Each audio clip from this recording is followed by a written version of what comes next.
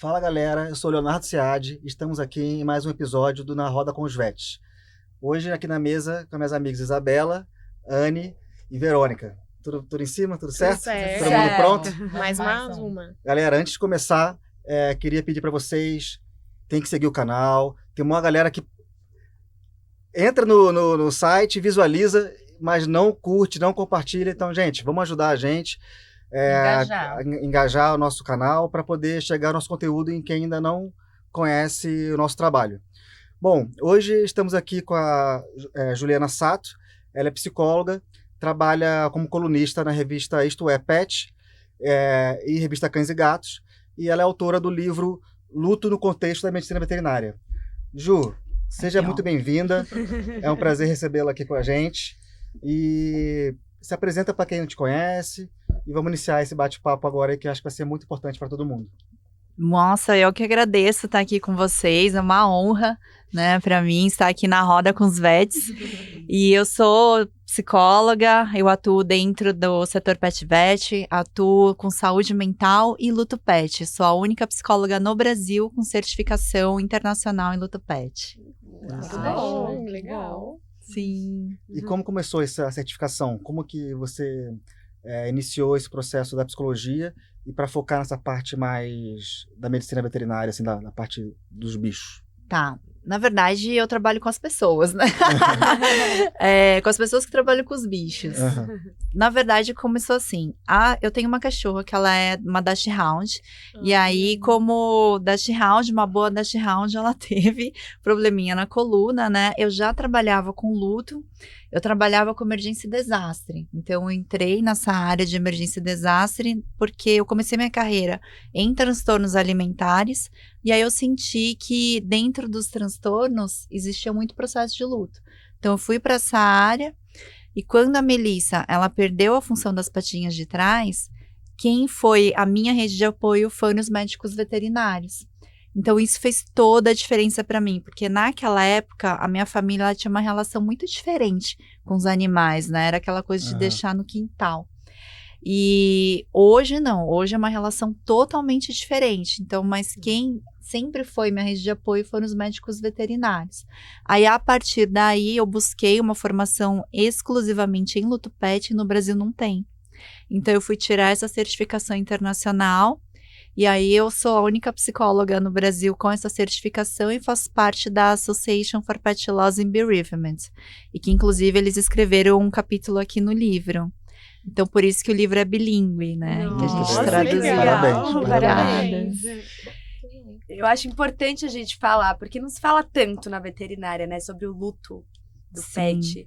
E conta mais pra gente, porque psicóloga você era de humanos, daí você migrou pra psicóloga dos tutores, né? Isso, dos tutores e dos médicos veterinários, né? Entendi. Então, hoje eu faço mestrado em luto do médico veterinário de desastre. Tá. Então, eu já estou aí na fase final do mestrado, né? Na Unifesp. E aí, a partir daí que eu fui entendendo. Por quê? Na certificação tem um módulo sobre saúde mental dos veterinários. E aí, nesse módulo, foi que eu consegui linkar o que eu já estava estudando, que eu tenho pós em prevenção e pós-venção ao suicídio. Então, foi lá que eu consegui entender como eu poderia ajudar também os profissionais que me ajudaram, né?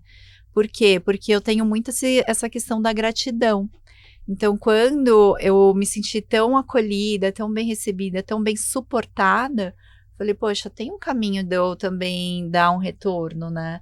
E aí foi a forma que eu encontrei de cuidar dos profissionais que também cuidaram de mim e dos meus pets, né? O número é muito crescente, né, dos veterinários do suicídio, né, de todo esse...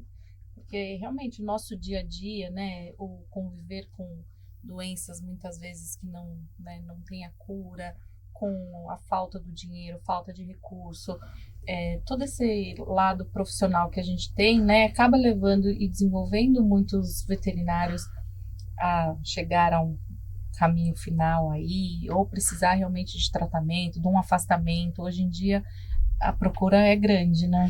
Então, no Brasil, a gente não tem um estudo específico sobre essa questão relacionada à ideação suicida, né? Para profissionais. Então, a gente tem uns estudos relacionados à população no geral. Tanto para mulheres, homens e adolescentes, né? Agora a gente também está tendo bastante estudos nessa área. Mas do médico veterinário, a gente tem estudos relacionados a burnout, a saúde mental, mas não a questão da ideação suicida. É diferente dos países dos Estados Unidos, da Austrália, né? Até mesmo no Japão, que eles têm outros estudos relacionados a isso. Mas porque o contexto é diferente, né? Então lá eles têm muitos abrigos, e nos abrigos eles eutanasiam animais saudáveis, é diferente daqui, né? Então eu até estava falando com uma documentarista americana e ela estava me dizendo que em Nova York os abrigos não estavam mais recebendo animais porque eles já estavam lotados e não tinha mais o que fazer. Então, quando tem um limite X de lotação, eles eutanasiam, né? Mesmo que seja saudável. Meu Deus. E a cabeça do veterinário que está por trás disso. Como, né? Exatamente. Então, gera muito sofrimento, né? E lá eles têm algum apoio? Então, lá eles têm um suporte, assim, que nem a gente está tendo, começou um movimento que nem nós temos aqui. Então, a gente tem aqui a associação que cuida da saúde mental do médico veterinário, a Ecoavet, que eu faço parte, né? Sou membro diretora. E lá fora você tem a Not One More Vet, que é uma ONG que ela é canadense, mas ela dá suporte, assim, para outros profissionais. E a associação de luto pet, né? Association for Pet Loss and Bereavement, eles também fazem um trabalho de acolher os médicos veterinários. Então, eles fazem rodas de conversa uma vez por mês, e eles são parceiros da Not One More Vet também, né? Então, lá, além de acolher os tutores, e os veterinários também são tutores, né? Eles também acolhem os profissionais. Então, é um trabalho bem interessante. Mas luto, a gente sempre tem que pensar que no luto, dentro da medicina veterinária, é um luto que é não reconhecido, né? A gente chama de luto não reconhecido. Por quê? Porque a sociedade, ela fala como que tem que se vivido esse luto, por quanto tempo e por quem. E aí, quando a gente fala sobre o luto dos animais, o próprio mercado, ele incentiva a troca, né? A substituição. Sim. Então, o próprio mercado incentiva. Então, o próprio mercado, ele invalida o luto de quem está vivendo a perda do seu pet, né? E até o profissional de saúde, ele também vivencia a perda dos seus pacientes. Com certeza. E aí a instituição também muitas vezes não consegue dar esse suporte para o médico veterinário. E ele também invalida o luto do médico veterinário, né? Então são muitos lutos que a gente tem que ir aí trabalhando para que a sociedade reconheça como um real sofrimento, né? E foi por isso que você teve a ideia da iniciativa do livro, para começar a expor isso para a comunidade, né? E para exemplificar e demonstrar como que poderia lidar com cada luto desse, né? Isso. Foi por aí que você iniciou essa ideia? Ele começou porque eu sentia muita falta de livros e referências sobre luto, especificamente de pet e na medicina veterinária, né? A gente tem livros fora do país, mas no Brasil a gente só tem esse. Então ele é o primeiro livro e é o único livro até então. Tem livros de luto pet de tutores que escreveram a respeito, mas não um conhecimento técnico. Então, no livro, a gente tem veterinários, médicos veterinários, psicólogos que falam sobre a parte teórica e tutores. Então, a gente tem relatos de tutores, tem um casal que ele só adota pet idoso. Então, eles relatam a experiência deles em relação ao processo deles com os pets idosos, né? Que é também super rico, né? Da gente poder aprender. E, de fato, assim, eu acredito que quanto mais a gente divulgar o conhecimento, melhor o profissional ele vai se munir de conhecimento e técnica para também poder validar o seu próprio luto, né? Porque quando a sociedade não valida, a gente também não consegue validar. Então, Sim. quando você tem um conhecimento, você pode validar o seu próprio luto e colocar para outra pessoa. Eu estou vivendo o processo de luto. E a pessoa que está sofrendo o luto pode ser até frustrante, né? Porque o resto, às vezes ela tem um trabalho numa empresa, alguma coisa que não está ligado com a área veterinária, e ela fala, meu cachorro faleceu, eu tô aqui sofrendo, e o cara não quer saber. Tem a meta aqui, vambora. Então, essa falta de reconhecimento também da sociedade como todo, né? Deve ser bem difícil para a pessoa assimilar isso, né? E por isso esse acompanhamento e para poder tirar desse ciclo da cabeça da pessoa que fica de sofrimento, né? Para poder sair desse sofrimento. Né? Da solidão, né? Da solidão. A gente chama que quem tá vivendo o luto pelo animal de estimação, ele vive um processo solitário, né? Porque poucas pessoas ao redor dele vão entender. E mesmo quem está próximo, às vezes quer, na ansiedade de não ver a pessoa sofrendo, ela dá um outro pet. E às vezes a pessoa não tá preparada para isso. E aí ela não sabe o que fazer com aquele pet, porque ela não tem aquele amor, ela não sabe como lidar, e o pet, às vezes, ele é caótico, né? Precisa ali ser educado, ser adestrado, e ela não tem energia para isso. Chega numa fase, né? Perde um pet que estava ali adoentado, um velhinho, e de repente ganha um filhote, né? Que não tem nada a ver. Nossa, né? vai do 100 ao inferno pro céu, assim. É um extremo oposto, né? Que aí você tem que isso. Ou educar, né? E é uma situação totalmente diferente. Né? Exato. E por que o luto pro pet, assim, você acha que ainda é tão desvalorizado? Porque a gente não vê falar tanto. Porque justamente é um mercado que não permite que o luto seja vivenciado, né? A gente tem quantos cachorros que precisam ser adotados ou que são comercializados, né? A gente tem milhares. E aí você vai viver e falar, olha, tô triste porque eu perdi meu pet, tô vivendo esse processo, pra mim é muito difícil.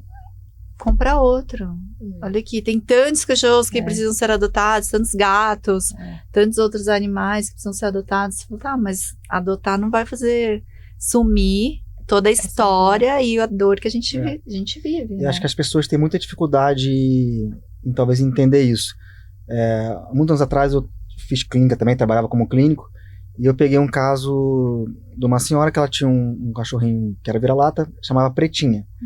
E a Pretinha faleceu de velhinha, ficou com ela 15 anos, 16 anos, morreu de velhinha. Na semana seguinte, ela adotou outra cachorra igual, Pretinha, e botou o nome de Pretinha. Tanto é que no sistema eu coloquei Pretinha 2, porque tinha todo o histórico da Pretinha 1. E aí, assim, eu fiquei meio assim, conformado com aquilo, porque eu falei, nossa, ela tá substituindo ali como se troca um objeto. Eu fiquei assim, não vai ser igual, é outro cachorro, não vai suprir a dor dela do primeiro. Então, na minha cabeça aquilo não fez sentido, assim. Eu já tive também pacientes também com o mesmo nome, enfim, né? Mas é porque a pessoa, ela não consegue vivenciar o processo de luto dela, porque já é um processo difícil, né? E a gente pensa assim, os pets, eles sempre serão bebês. Porque a gente carrega no colo, a gente dá comida, a gente leva para vacinar, você leva para o médico veterinário, você passeia, você tem uma rotina. Se você não faz isso por ele, ele não fará sozinho. Sim. É mais que uma criança, assim, entendeu? Totalmente dependente. Por isso é um bebê. E aí, quando você perde, como que fica isso?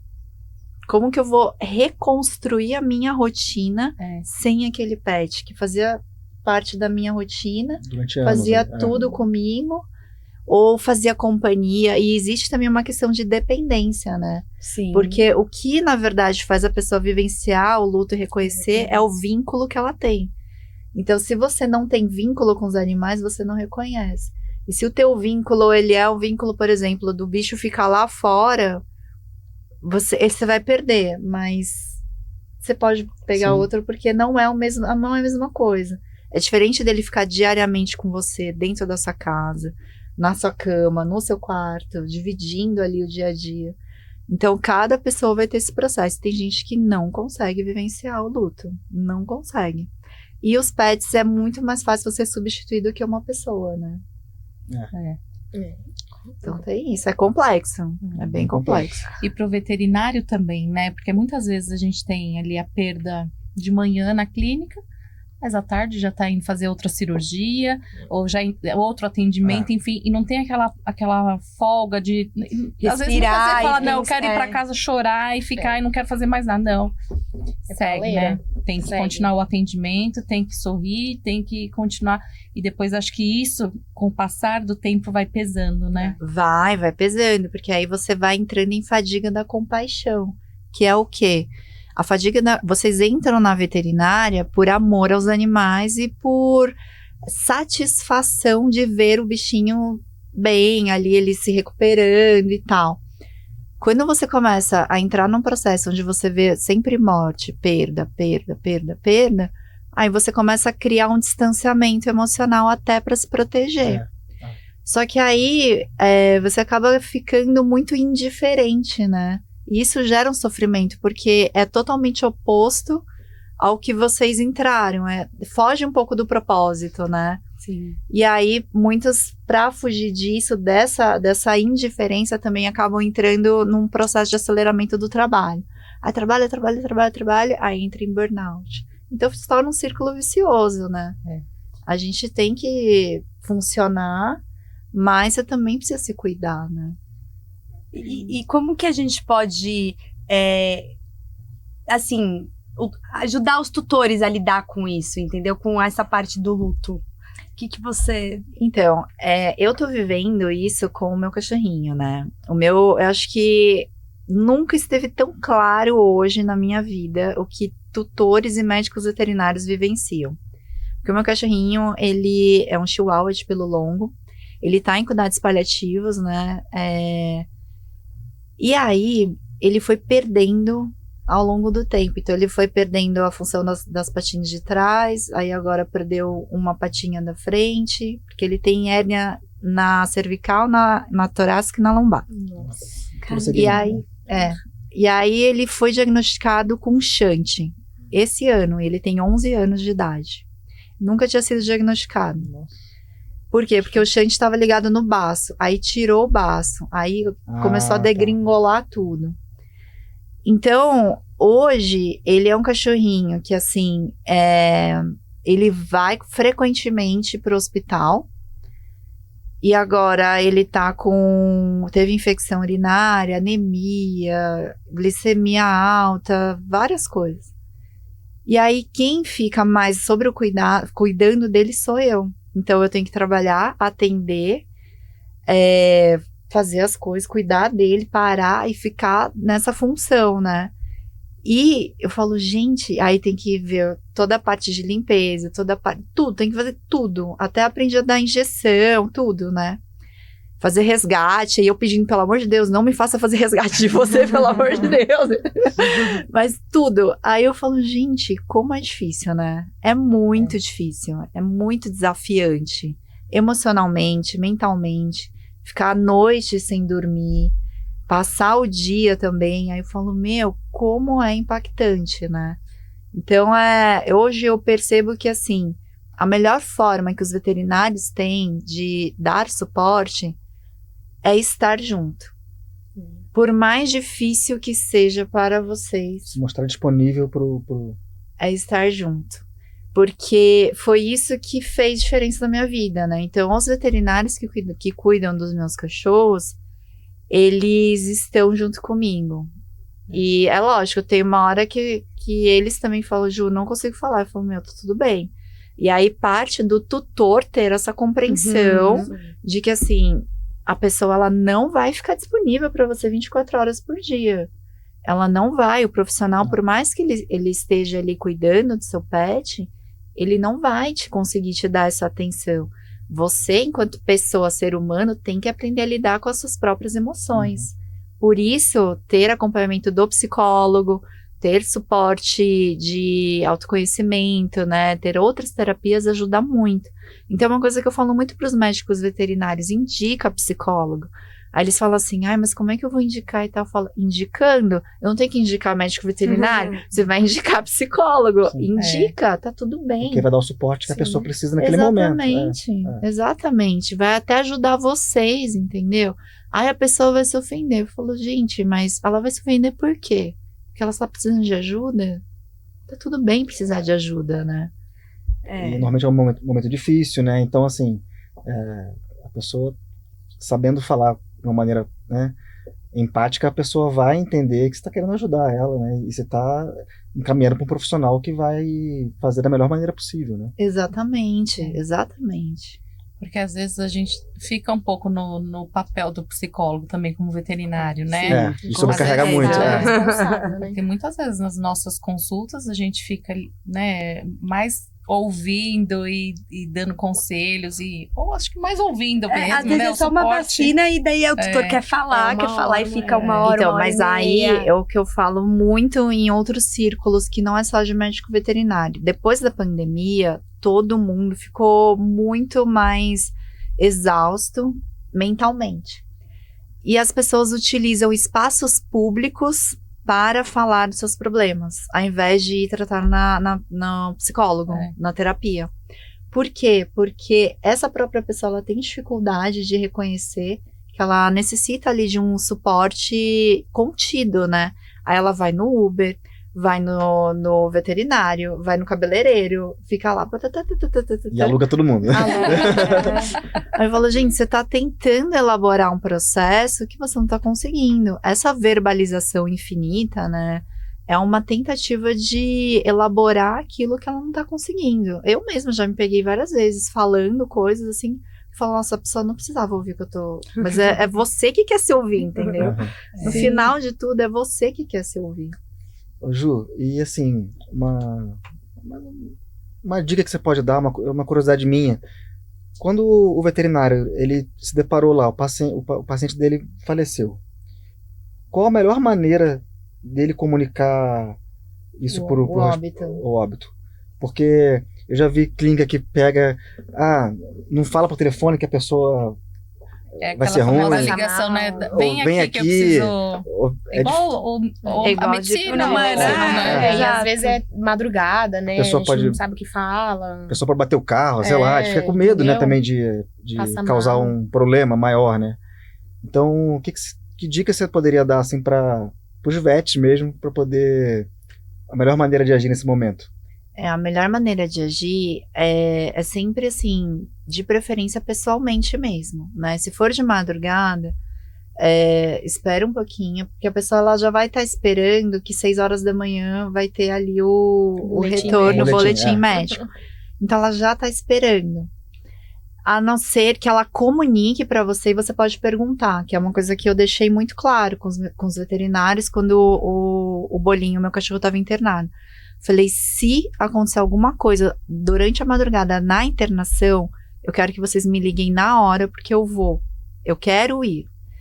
Vocês podem perguntar isso pro veterinário, não, pro tutor. Responsável. Isso, pro responsável. Hoje é responsável. Responsável. Gente, ainda tô mudando. A gente tá no processo. E aí você pergunta, olha, caso aconteça algo mais importante, que necessite ali de uma intervenção, o que você quer fazer? Então, por exemplo, a veterinária, mas é porque eu sou mais consciente, né? Mas a veterinária perguntou, você quer que reanime? Eu falo, não. Você quer que te chame caso ele tenha uma parada cardíaca? Aí eu falo, sim. O caso ele tenha uma outra coisa, sim, eu quero que me chame. Então, vocês têm que perguntar, e não tenha medo de perguntar. Sim. Pergunte, porque senão a outra pessoa, o responsável, vai falar, pô, você podia ter me avisado.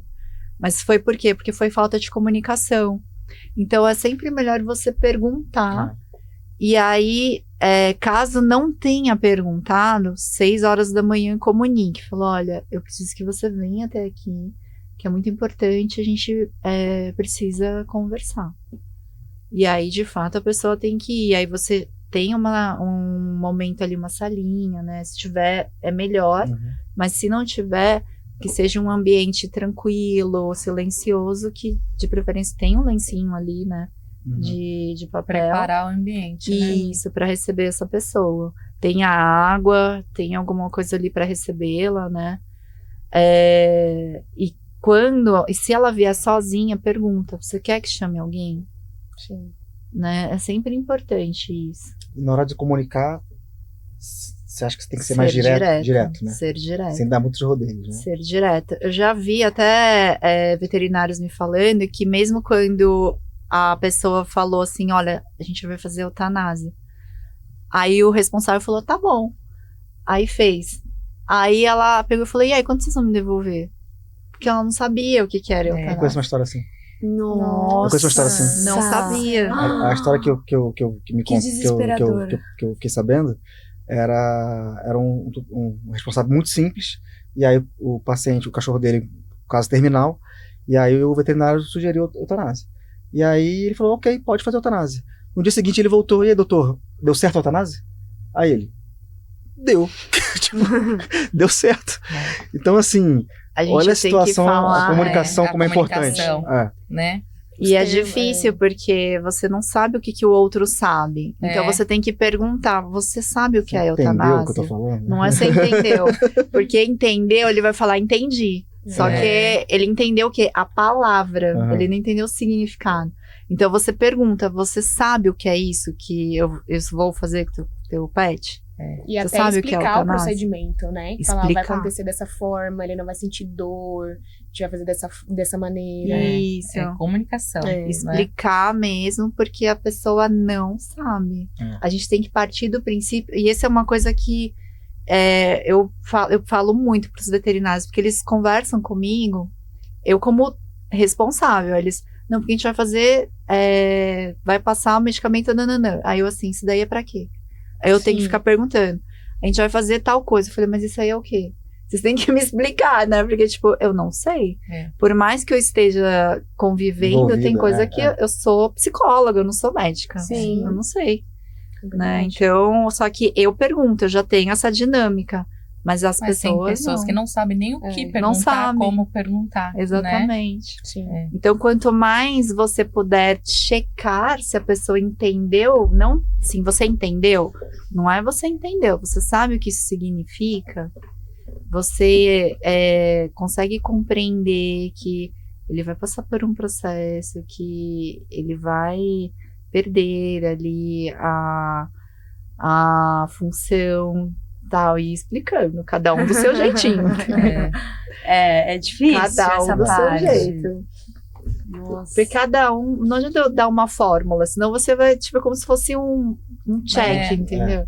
E cada um tem o seu jeito de explicar. E tem talvez também sentir o outro, né? Pra saber que tipo de pessoa você tá lidando. Se é uma pessoa que talvez vai ter dificuldade em aceitar, ou é Tem mais esclarecida e vai entender melhor, né? Então você tem que ter esse bom senso, esse tato para poder definir também, né? Exato. Mas algo que eu gostaria muito que as clínicas tivessem era um psicólogo.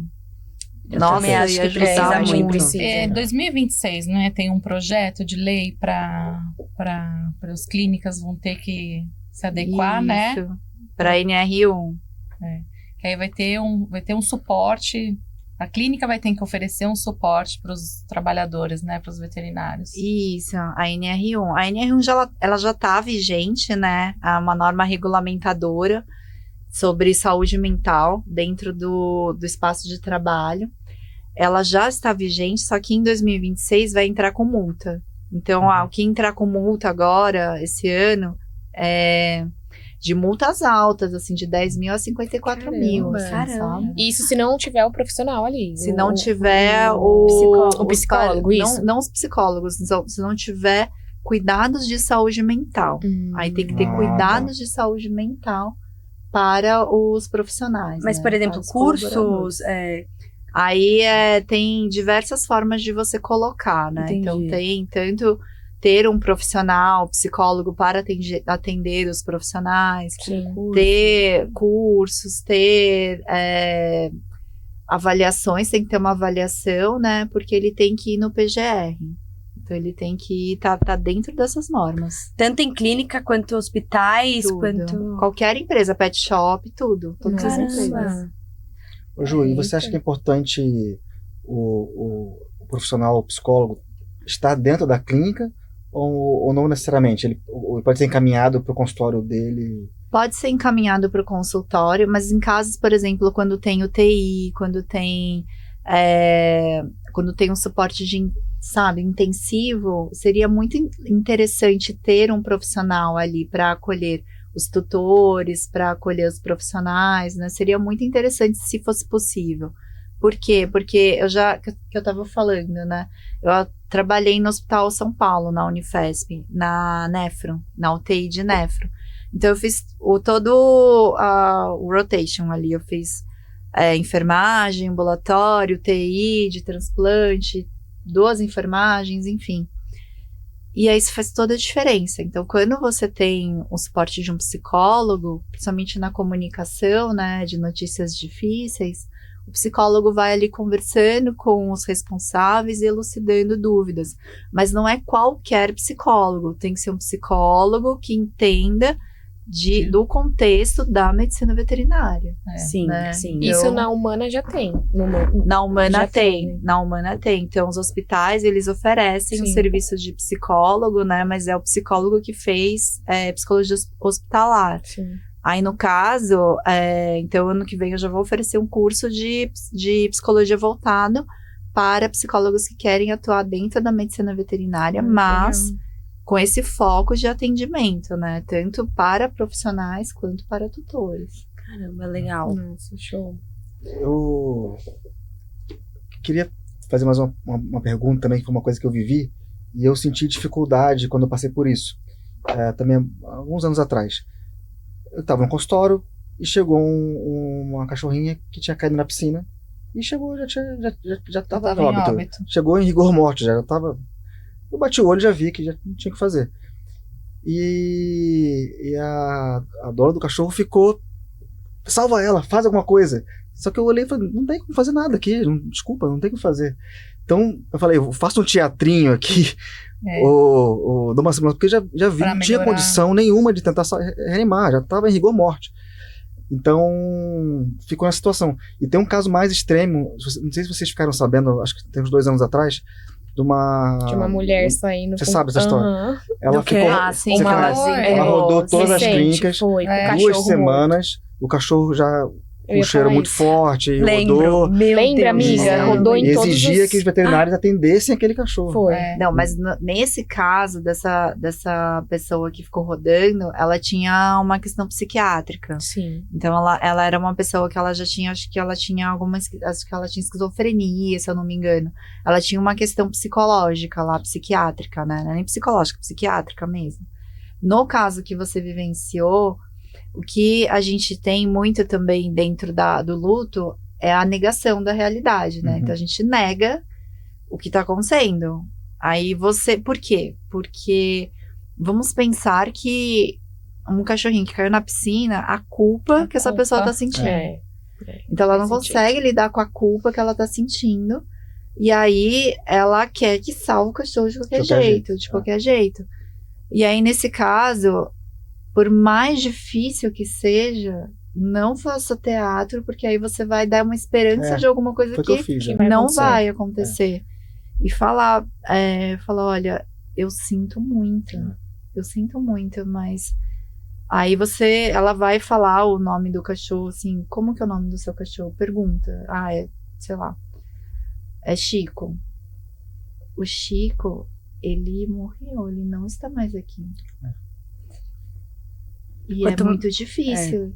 É. Quanto mais direto for nessas horas, melhor. Eu né? acho que inconsciente fiz isso sem ter o conhecimento. E não sei. Mas Saiu é que a assim, gente saiu muito se próximo disso. desespera também, né? A gente vê aqui É. a pessoa chorar, a pessoa desesperar, a gente fica.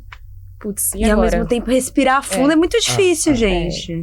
De fato. Mas é difícil mesmo. Esse processo, ele não é um processo fácil e o luto, ele é caótico, né? Ele é muito caótico. A gente vive várias coisas ao mesmo tempo e fica ali desconcertado até você conseguir assimilar demora. Porque é um pet que estava saudável. Ela deve ter ido almoçar e voltou. caiu. Então, assim, o cachorro estava lá com 2 anos, às vezes até menos. Também. E Era super novinha, saudável, assim, não tinha nada. Então é bem complicado, difícil. assim, bem complicado.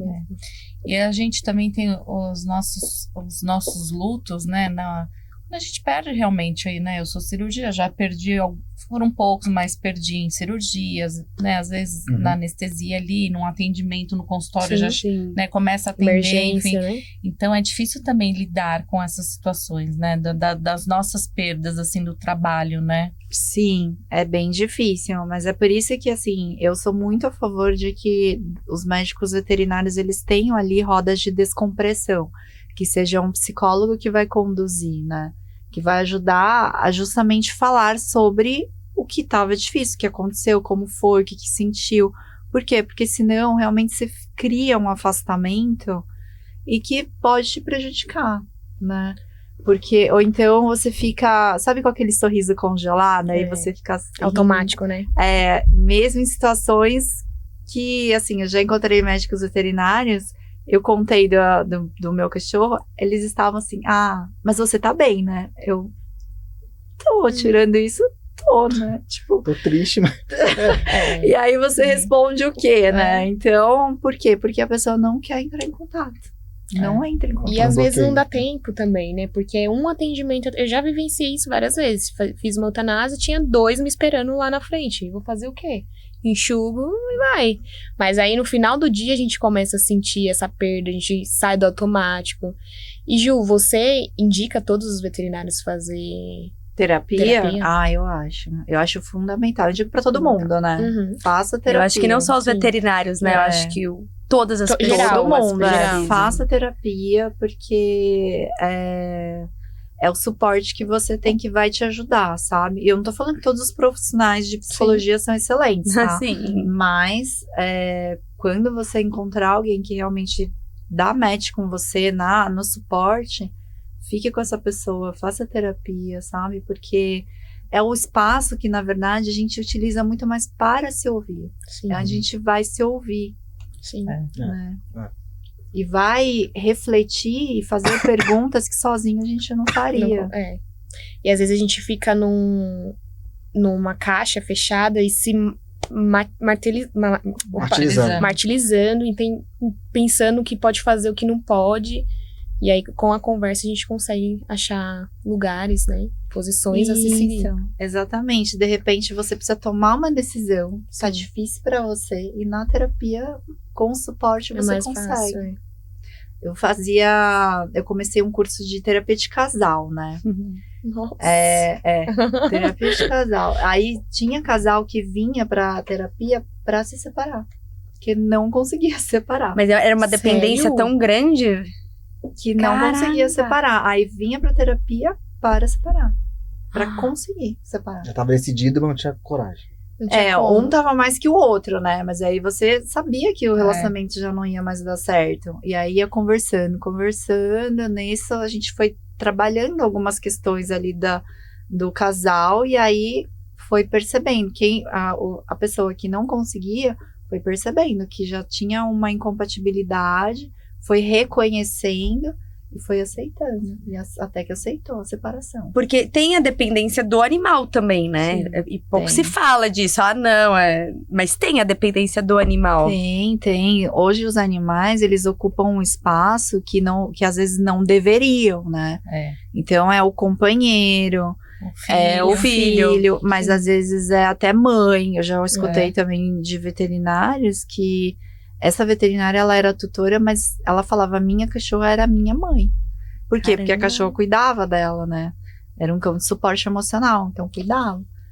E aí você vê quantas representações que eles não deveriam ocupar, né? Sim. Porque quem tem que cuidar é a gente. Ok, a gente tem ali as nossas limitações, às vezes necessitamos mesmo de cães de terapia assistida, terapia assistida por animais, né? A gente precisa de cães terapeutas. Isso. A gente precisa de cães terapeutas, enfim. Mas como que fica também esse processo quando a gente perde esse animal, sabe? Fica uma coisa muito impactante. Uma das coisas que sempre me perguntam quando eu falo da terapia assistida por animais com crianças autistas é como que fica o luto dessa criança autista? Eu falo, depende, né? Depende de como a família lida, depende de uma série de coisas ali com a criança, com esse cachorro, né? Então sempre depende. O mundo ideal seria que esse cão fosse um suporte em determinados momentos, mas quando ele é direto, como que fica, né? Nossa, Então sim. é complexo, é É. bem complexo. Voltando um pouquinho ao livro, ele é um livro para veterinário, para o dono de cachorro, para o Sim, público geral. Para o público geral. Ele é um livro que vale tanto para profissionais quanto para tutores, né? Responsáveis. Ai, gente, esse É, negócio de responsável. É. Posso mostrar aqui o livro aqui, ó? Chicotando. Pessoal, olha aqui o livro aqui, ó. O luto no contexto da medicina veterinária. Lindo, né? Muito Sim. legal. E você escreveu junto com...